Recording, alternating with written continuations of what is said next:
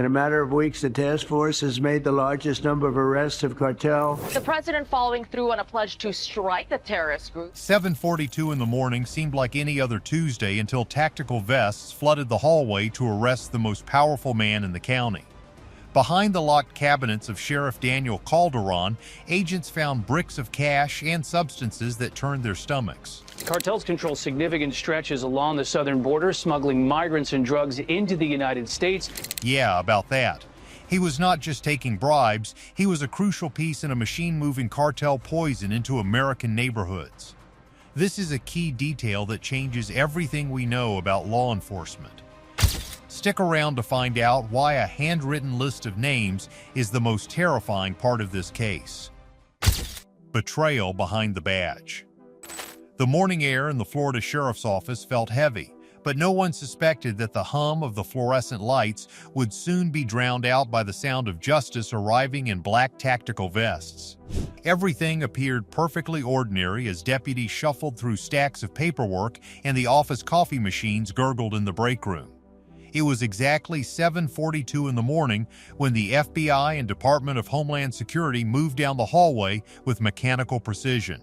There were no sirens and no shouting, just the quiet authority of federal agents who knew exactly what they were about to find behind those heavy wooden doors. This was the start of a massive multi-city bust that no one in the county ever saw coming.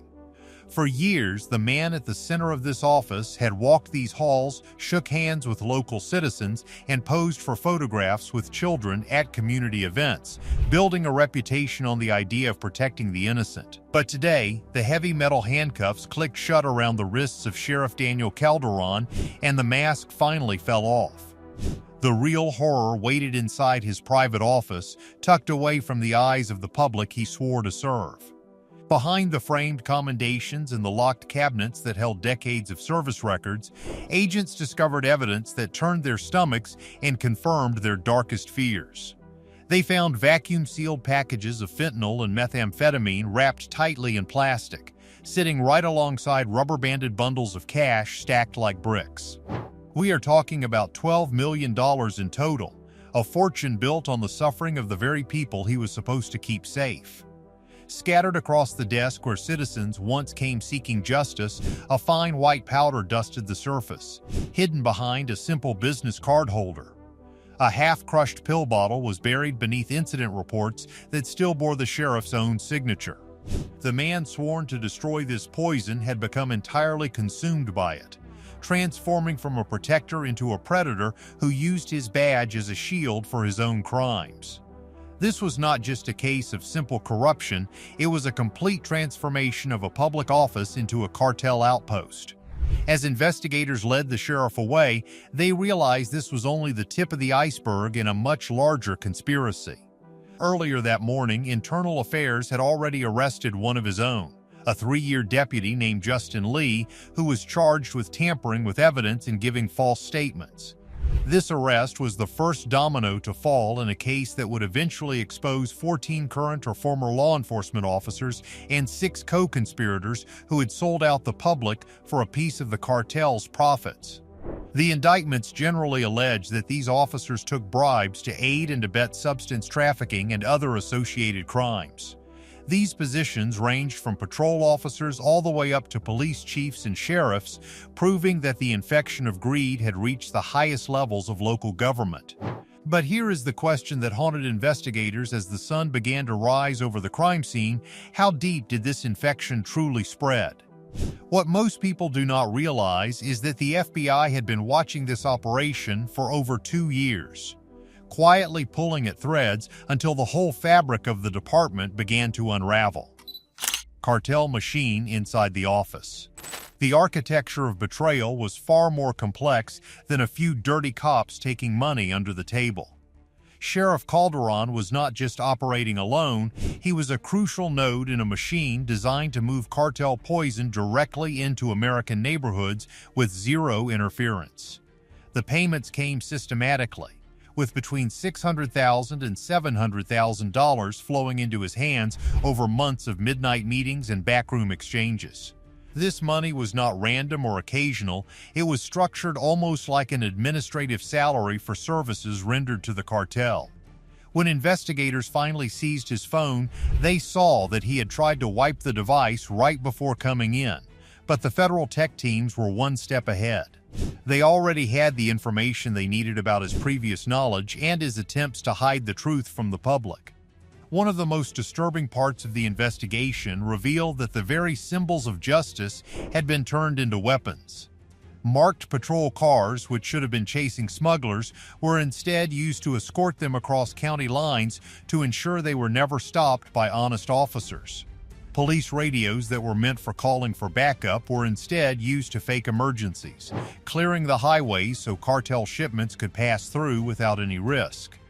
Deputies even went as far as transporting contraband inside evidence vehicles, using the trust of the community as the perfect cover for their illegal cargo. In this county, the badge no longer meant duty, it meant access to the most restricted areas of the law. The uniform no longer symbolized safety for the families living there, it had become the armor for the cartel's transport team, allowing them to operate in broad daylight without fear. Standing beside the sheriff through all of this was his wife, Emily, who managed to stay under the radar for a long time. To the neighbors, she seemed like an ordinary, soft-spoken woman who attended every community function and waved from her driveway with a smile. But financial investigators discovered something very troubling when they looked into her cleaning company. The business had no contracts, no invoices, and no actual employees on the payroll. Yet tens of thousands of dollars moved through its bank accounts every single month. It was money laundering executed with cold precision, designed to turn substance money into clean cash for the family to spend.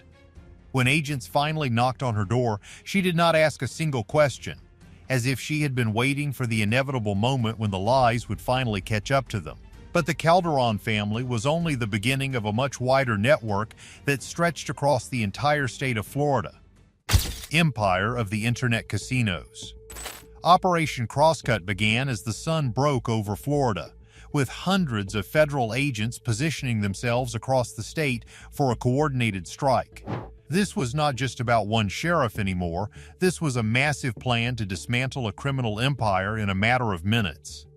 At 5:55 in the morning, unmarked convoys rolled into position in Ocala around what looked like ordinary internet cafes. Inside, neon lights flickered and the sounds of slot machines echoed through the walls. But the people inside were not just playing games.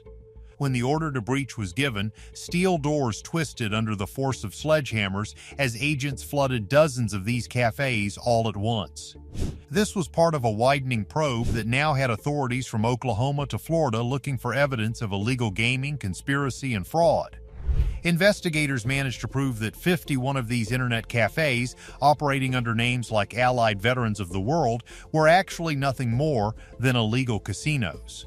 While the company vowed to help struggling veterans, the ears found that the fundraising centers were just a front for money laundering and fraud. Dealers were frozen mid-transaction with cash still in their hands as agents seized slot machines and over $280,000 in cash from just one location. The software provider, a man from Oklahoma named Chase Burns, was identified as a key player in this massive scheme. This was the accounting center for the empire the sheriff had helped protect, showing that the corruption was not just about substances, but about a massive web of illegal gambling that pulled in millions of dollars from unsuspecting residents. The most chilling discovery came when agents hit an office building in Kissimmee that served as the command center for the cartel's money movers. Inside, they found 324 firearms, and get this, many of them were illegally modified for maximum violence. They also recovered 2.3 tons of contraband, which is enough fentanyl and methamphetamine to devastate every community in the region. But the real wow factor was taped beneath a desk drawer, a handwritten list of names of county sheriffs from across the entire region. Each name was marked with a single word like safe, unsafe, or ours. This list represented the true scope of the infiltration, proving that this was a systematic invasion of American law enforcement where the cartel had been keeping score for years. While Florida was still reeling from these arrests, the investigation turned its eyes hundreds of miles to the west, where the border was being sold piece by piece. Broken gates at the border. The network did not end at the Florida state line. It extended all the way to the southern border, where the most dangerous betrayals were still unfolding. At the El Paso port of entry, a 33-year-old officer named Manuel Perez Jr. had developed a simple but deadly system for the cartel. He admitted to smuggling substances and people across the border in exchange for steady bribes. Certain vehicles would receive a subtle hand signal or a quick nod, and they were moved into a cleared lane with no inspection whatsoever. Trucks packed with undocumented migrants and hidden compartments full of contraband passed through like ghosts because the man at the gate had been bought. In return, Perez received silent payments that he never questioned, using his position of power to bypass the very laws he was paid to uphold. The methods grew even bolder at San Ysidro, which is known as America's busiest border crossing. There, an officer named Leonard Darnell George allegedly operated in the open, accepting over $400,000 in bribes to let vehicles pass freely. And then there was the case of Jose Luis Cota, a 50-year-old officer with a clean record whose own wife eventually called him dangerous. These officers were allowing vehicles packed with substances and people into the country for money and prohibited favors, turning the front line of American security into a private entrance for criminal organizations.